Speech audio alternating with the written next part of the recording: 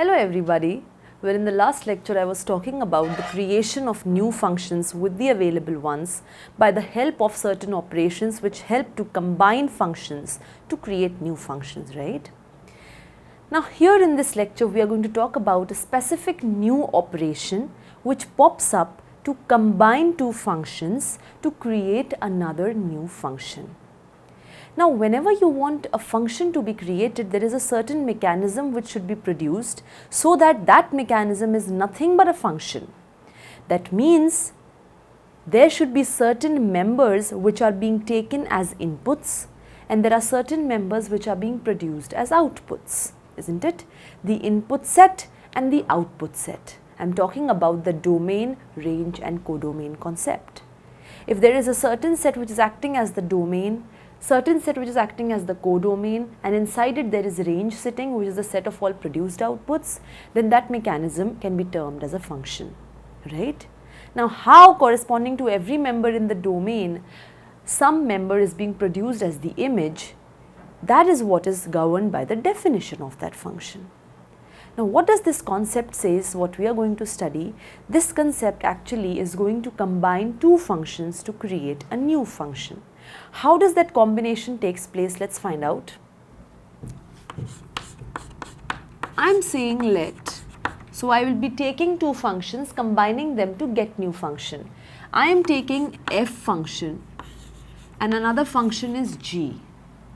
Let f and g be two functions. Okay. So f and g are specifically two functions. If f is a function, that means f is from a certain set to a certain set. G is a function, so G is from a certain set to a certain set. Now before I get into the technicalities and formalities, let me just tell you what is happening if f and g are functions. See, there is a certain member x which is sitting in the domain of f. Okay? X is a certain member sitting in the domain of f. If x is sitting in the domain of f, very specifically, f can be applied on x to produce f of x. So basically, f is applied on each member of its domain. When f gets applied over x, you get f of x as the output, right? This happens, this production of f of x corresponding to every x in the domain happens. Because every x in the domain of f is an input for f and f acts upon this input to produce this output f of x. So corresponding to every x in the domain of f, I have f of x being produced. This obviously belongs in the range of f, right? Fx is the image of x under f, set of all images is what is the range of f. This range of f is contained in the codomain of f, isn't it? Range of f is contained in the codomain of f. Now just suppose something happens. What happens? Just suppose that this image which is of x produced under f somehow lies inside the domain of g. Somehow this image of x under f lies inside the domain of g. G has a certain domain and codomain, right? Because g is also a function. Suppose fx lies in the domain of g. Now whatever lies in the domain of g, g acts upon it. G acts upon it and gives an image corresponding to each member in its domain. Now fx is one member in the domain of g, so definitely g can be allowed to act upon this member and produce g of f of x. If you take this as small y, this y is sitting in the domain of g, so g will be allowed to act upon y to produce g of y, which is nothing but g of f of x. Where is this going to lie? Obviously, when g acts upon the domain members, it pushes them inside the codomain members, so this obviously lies in the codomain of g. So what did I do? This was a trigger step. This was a trigger step. Why trigger step? Because this is something I have assumed. This is something that I have assumed. What have I assumed? That suppose that image of x under f, where x is lying in the domain of f. Suppose image of x under f lies in the domain of G. The moment that this member lies in the domain of G, G is allowed entry, G is allowed the action upon this member to produce this member. So what is happening is, I am taking a member of domain of f and pushing it inside codomain of G. How am I associating both the functions? Just understand. I am taking domain of f, pushing them inside codomain of G. How is this happening? This is not happening in a direct fashion. This is happening in a successive fashion. Picking up a member from domain of f, pushing it inside codomain of f, or the range of f specifically, because the image goes inside the range. Picking up a member of domain of f, pushing it inside range of f. Somehow this range is associated with the domain of G. Somehow the members of the range of f are pushed inside the domain of G. The moment range of f is pushed inside the domain of G, what happens is every member sitting in the range of f lies now in the domain of G. The moment every member in the range of f lies in the domain of G, G is allowed the action upon those members, G acts upon those members and pushes them inside the codomain of G.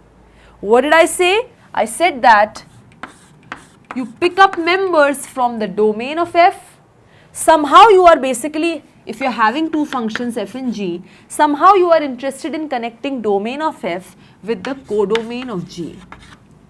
Now this connection does not happen in a direct fashion. This directly does not happen. It happens in a successive fashion. You pick up members from the domain of f. Obviously f is applied on the members of its domain. You push it inside the range of f. Somehow what happens is, this range is connected with the domain of G. How should range of f be connected with the domain of G? So that every member in the range goes inside the domain, so that G is allowed entry over those members and then G can push them inside its codomain or its range, which itself is sitting inside the codomain. How should these two be associated? So that everything which is belonging here also belongs over here. So that the moment everything belongs over here sits inside here, then G can act upon it and push it inside codomain of G. What is that association which should take place? That association is, just read my language. I am saying everything which is here should come inside this. If everything what is here should come inside this, means that every member which belongs in the range of f should belong in the domain of G. If I have x is belonging in A, this is implying x is belonging in B for every x in A. What I am trying to say is, every member of A is a member of B. That means complete A is a part of B. So if I want every member from the range to be pushed inside the domain of G, so that G can act upon the members of range of f to push them inside the codomain of G, then I actually want range of f to be a subset of domain of G. See, understand one thing very carefully. G will be allowed to act upon members of range of f only when these members of range of f are valid inputs for G. That means when they are lying in the domain of G. If range of f or members in the range of f do not lie in the domain of G, then G definitely cannot act upon them. What I am trying to say is, so basically, how do you connect domain of f with codomain of G? How do you connect domain of f with codomain of G? For every member in the domain of f, you make f act upon it to send it in the range of f. So corresponding to x, I get f of x. Now f of x is a member in the range of f, but range of f is a subset of domain of G. So fx belongs to domain of G.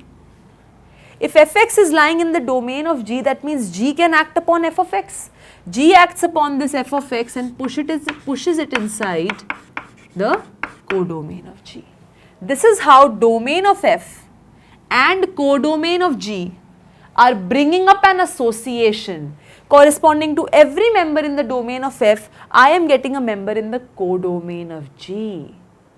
Just try to understand, I am developing a function. How am I doing that?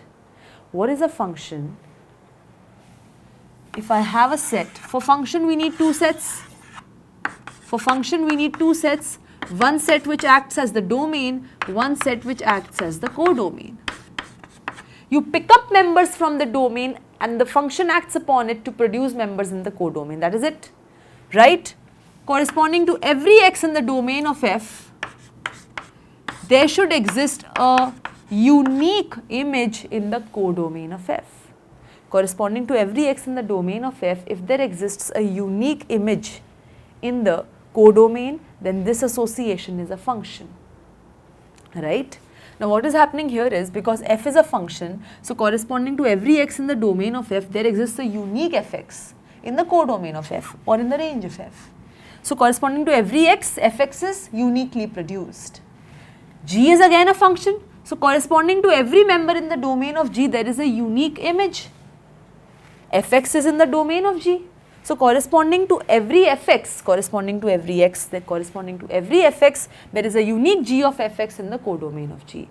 That means in all, corresponding to every x, I am getting a unique g of f of x as the image. And what is producing this association? First f is acting, then g is acting. So f is basically my first function, g is my second function. Whenever you are trying to combine two functions in this manner, there is always a first function and always a second function. You take the domain of the first function and you start picking up one by one members from the domain of the first function. When you pick up members from the domain of the first function acts upon its domain members to produce the images in its range. Now the only condition which pops up here is this condition. Somehow, if the range of the first function is contained in the domain of the second function, that means now every member in the range of the first function lies in the domain of the second function. So the second function can act upon the range members of the first function. Second function can act upon the range members of the first function to produce members in its own range or its own codomain. Are you understanding? That means if I understand this association as a completely development of a new function, what can I say? What can I say then? What can I say? If I understand this association of domain of F and codomain of G with F and G acting successively, corresponding to each element of domain of F, it is producing a unique element in the codomain of G. Can't I say that if I take domain of F to be the major domain, main domain, and if I take codomain of G to be the codomain, then with this domain and this codomain, I am actually developing a new type of association between members of domain of F and members of codomain of G. So what I am saying is,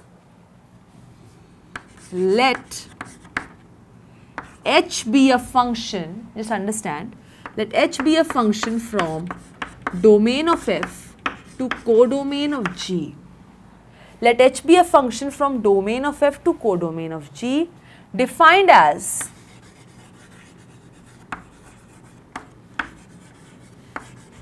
H is going to act upon the domain members of F. H will act upon the domain members of F. Then what is going to happen?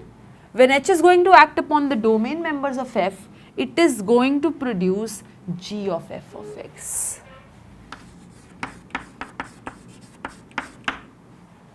That means, how is H basically producing G of f of x corresponding to every x? Because what is it doing? From the domain of f, it's picking up members, pushing them inside the range of f, pushing them inside the range of f.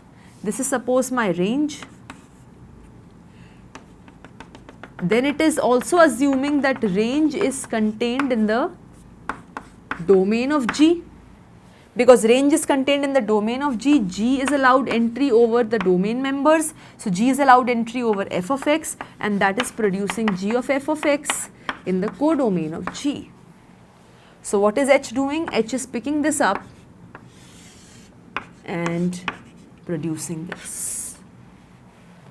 Corresponding to every x, H is producing G of f of x. And how is that happening? That is happening in this proper process. There is a process because of which H of x is coming out to be G of f of x. Okay? What is the process? X is becoming fx.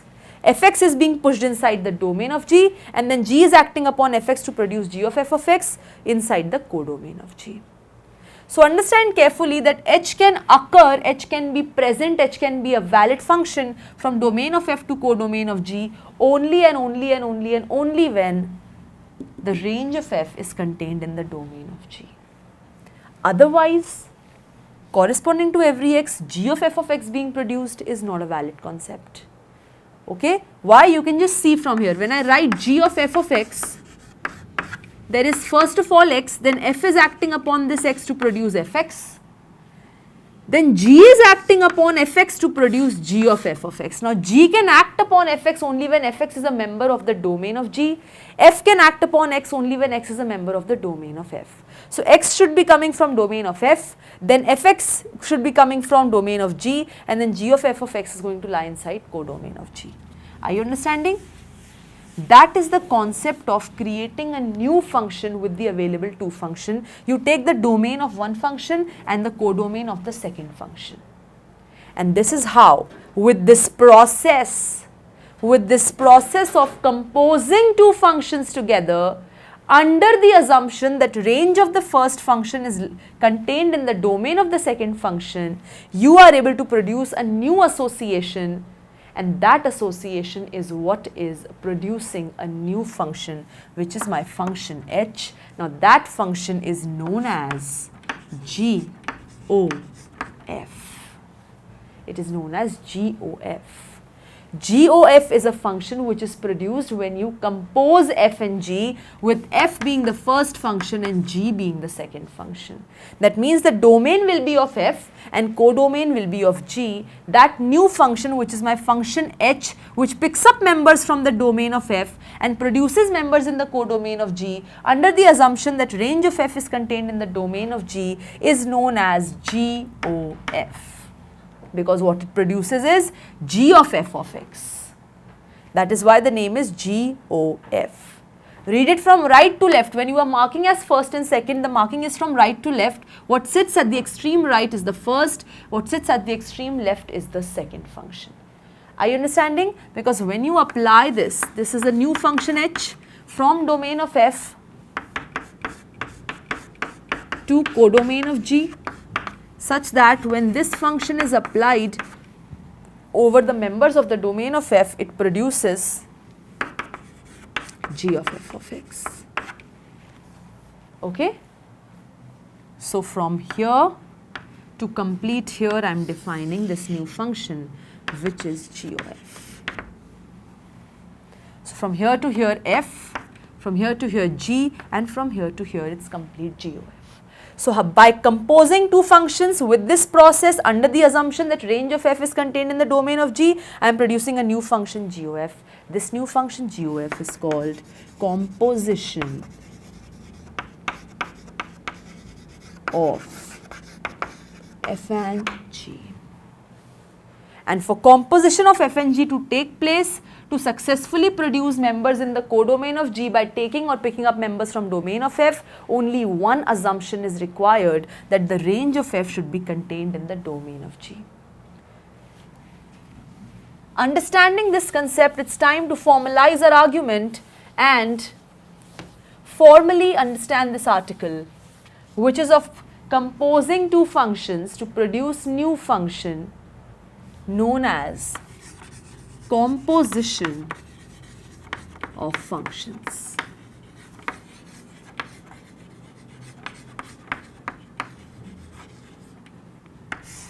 So what does this say?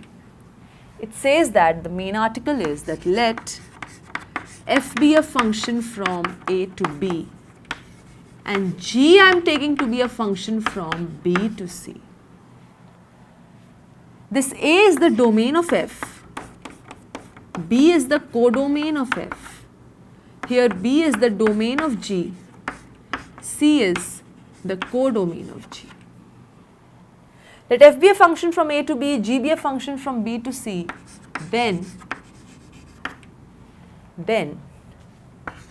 define a new function H from domain of F to codomain of G such that when H is applied on the domain members of F, it produces G of f of x. Here I am not writing provided the assumption of range of f being contained in the domain of G holds. Why am I not writing? I just recently told you that corresponding to every member in the domain of f, I can produce images in the codomain of G with this definition or with that successive association provided range of f is contained in the domain of G. Here it is not required. I am not writing it anywhere, you can see. Why is it not required? Here is because that is what generally happens. What happens is, you can see that here codomain of f is same as the domain of G. Codomain of f is same as the domain of G. I know that range of f is contained in the codomain of f, but codomain of f is same as the domain of G, which means range of f is contained in the domain of G. That means with this assumption that codomain of f is same as domain of G, I am actually already assuming that range of f is contained in the domain of G. So there is no problem in not writing that statement specifically because of this beautiful argument that the codomain I am taking of f is I am taking same as domain of G. Is it understood? So H from here to here such that h of x is g of f of x for all x in the domain of f is known as, it is denoted by, first of all, because you are taking domain of f, so f is the first function, to codomain of G, so G is the second function. F will act first, see, first function will act first upon the domain member and then the second function is going to act. So you will be writing it as GOF. Right to left if you read it, this is the first, this is the second. Known as, what is this known as? Composition of F and G. Clear?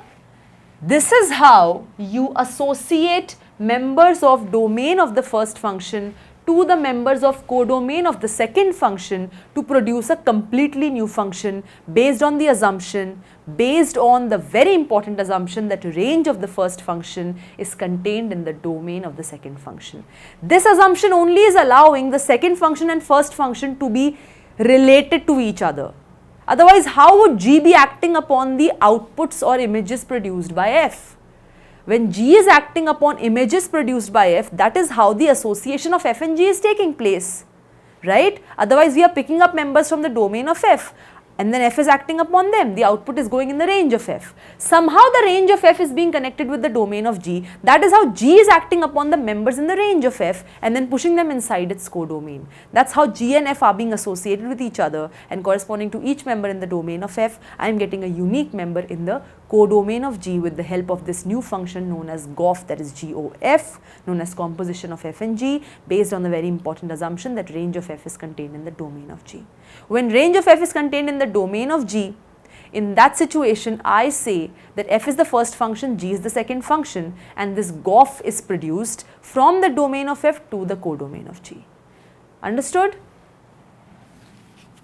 Now that we've got what is composition of F and G, it's now time to know about a certain number of properties of this function. Okay. First of all, first of all, let me introduce you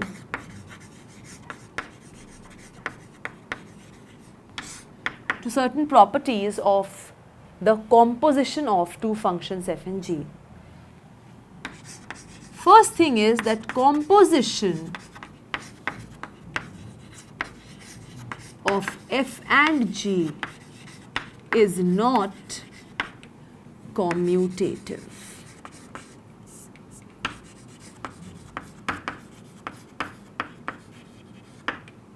Composition of f and g is not commutative. What do I mean by this? When I am saying composition of two functions is not commutative, I am just trying to say that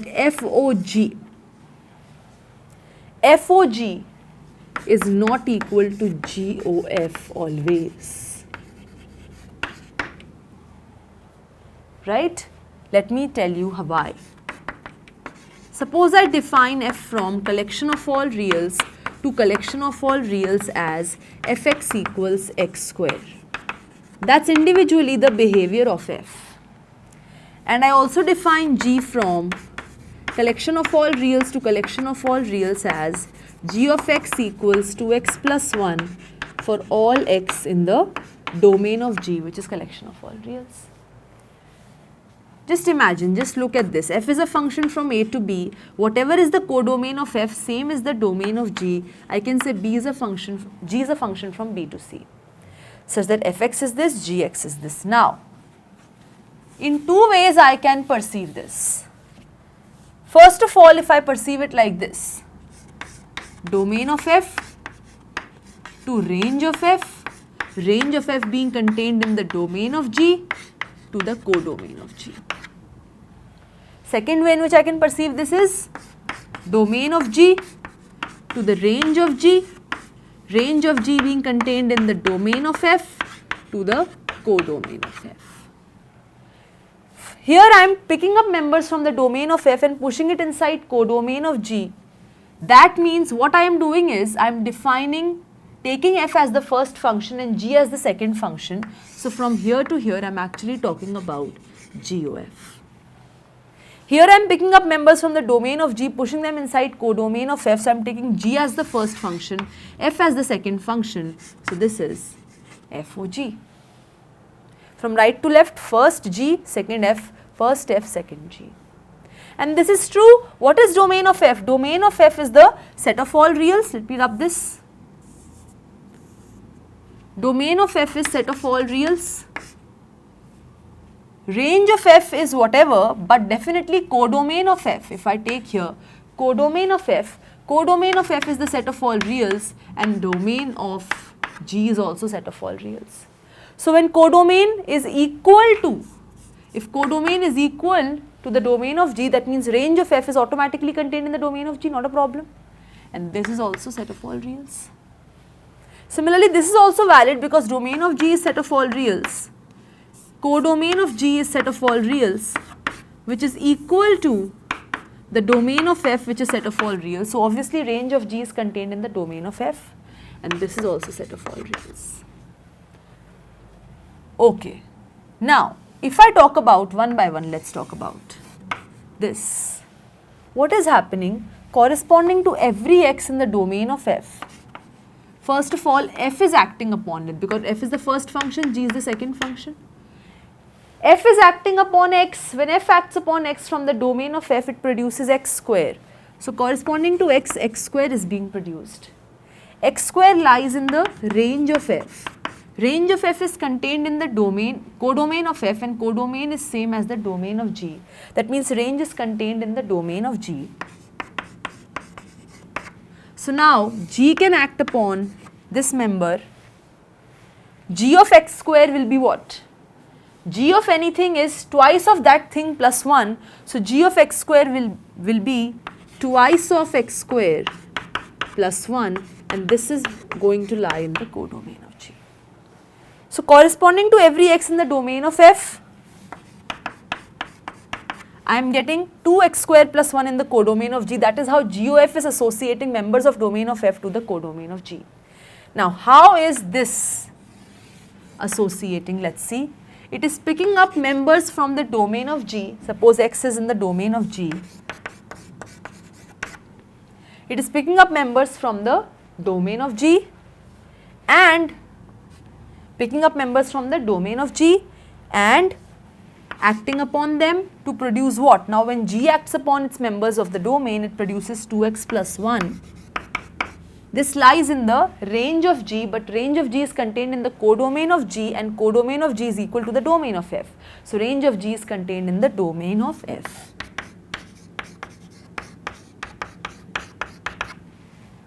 Right? Because it is contained in the domain of F, F acts upon it. When F acts upon anything, it just squares it. So square which lies in the codomain of F. When are two functions equal? Two functions are equal when their domains are same, codomains are same, and when they are acting upon those same members of their domains, the images are also same. When I am talking about GOF and FOG, GOF, when F is the first function, G is the second function, is from domain of F to codomain of G. That is, GOF is a function from collection of all reals to collection of all reals. Here G is the first function, F is the second function. This is from domain of G to codomain of F. Again, FOG is from collection of all reals to collection of all reals. How is GOF associating members of domain of F with the members of codomain of G? We just did that. GOF of X is 2x square plus 1. GOF of X is 2x square plus 1. And how is FOG associating members of domain of G with the members of codomain of F? FOG of X is 2x plus 1 whole square. FOG of X is 2x plus 1 whole square. You can see that domain of GOF is same as domain of F of G. Okay. First condition satisfied. Codomain of GOF is same as codomain of FOG.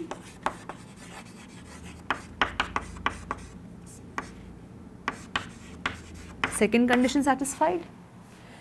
But when GOF is acting upon its domain members and FOG is acting upon its domain members, but both of them have the same domain. So when both the functions are acting upon the same members corresponding to the exact same member from the domain of both the functions, which is the same domain, collection of all reals, the images are not same. 2x square plus 1 is not same as 2x plus 1 whole square.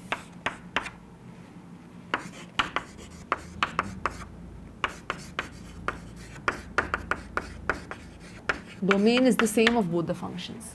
So any x if you pick up from their domain, the images which they are producing is not same. So the third condition is not satisfied, and this shows that FOG is not equal to GOF. Clear? And therefore composition of functions need not be commutative. There are more properties to this which we are going to continue with in the next lecture. So I'll see you then. Thank you.